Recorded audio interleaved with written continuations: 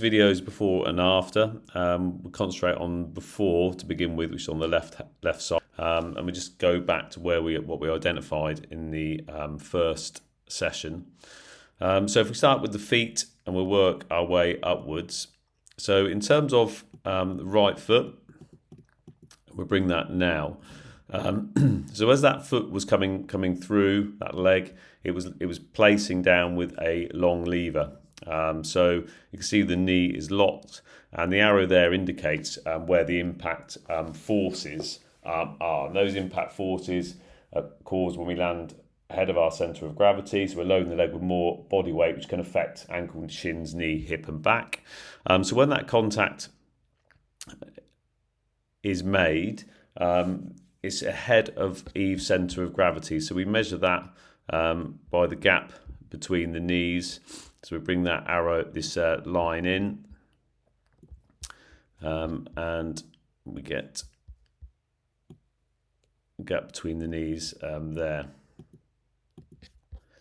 So by landing ahead of our centre of gravity at speed, we're going to end up slowing ourselves down. It causes also the body just to start to fall forwards, and that's a compensation of the braking element for when that body starts to sort of go from the hip. And you can see the angle of the pelvis starting to point down a little bit as well there, when we're starting to come forward slightly. So that was the right, where we're getting that overstride. So that's going to mean we're in contact with the ground for a longer period than we would like to be. If we look at the left, as we make that contact, on the left side we had a softer knee, but we still had the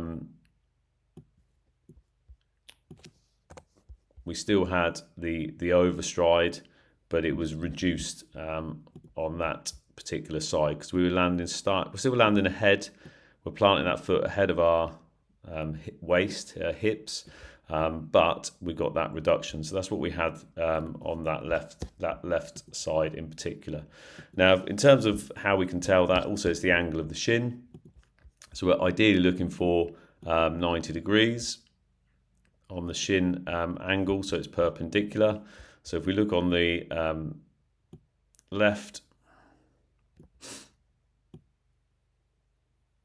we can see it was a little bit greater, whereby it was 97. If we look at the right, so then we can compare when we go back into that point.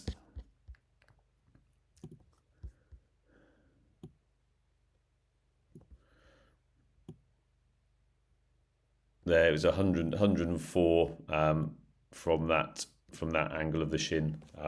So that indicates how far we're reaching ahead. So if we look at where we are after, and we'll start from the right as well. So bring that, we'll just bring it through in terms of the right foot.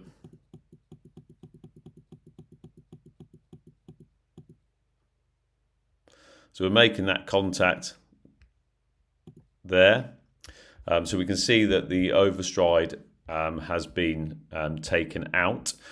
So what we have is a little gap. There'll always be some gap when the knees pass, but we're aiming for next to no. So that is the position we have there in terms of that overstride position. The improvement we made on the shin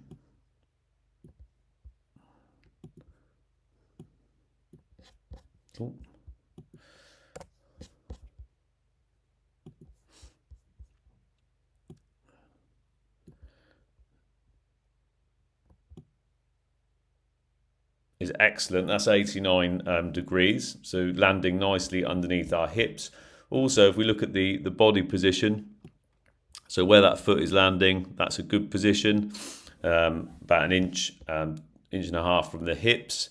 And then where we get that body is more upright, so the running posture has changed also on the account of that foot position, but also linked into our arms. Whereas before, we would see that our ear was way ahead of that particular line. So that's a really good improvement on the right side. If we look at the left, also Eve's landing under a soft knee on that left side. So if we come to the left side, and we can see the angle of the shin is 90 degrees on that particular point. Body position is good, and again we've got the reduction and elimination of that overstride. So we're landing nicely underneath our hip, so the knees are close as they're crossing. So bring the vertical line back in again.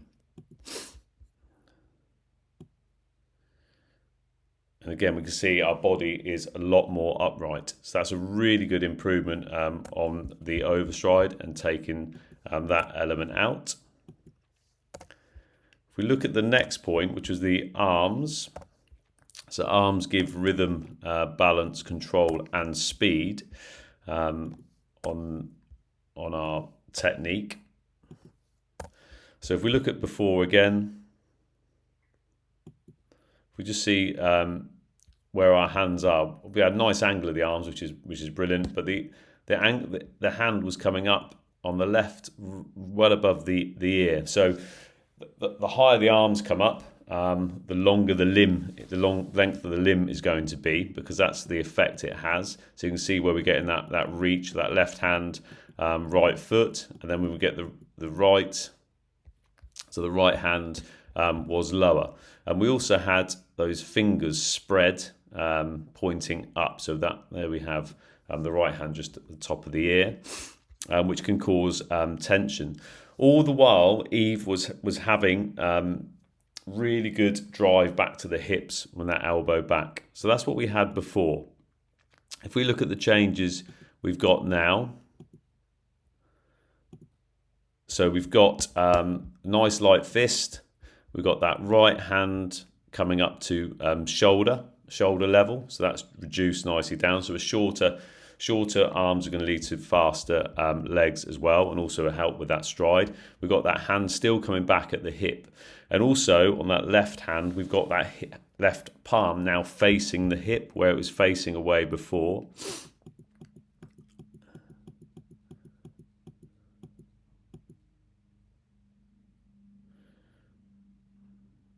So we've got the left hand here now, just above the shoulder, but it's reduced down. So we've worked hard on that, and we've done a good amendment. It's now just keep reinforcing through repetition just to bring it down to the shoulder, but it's still a good change.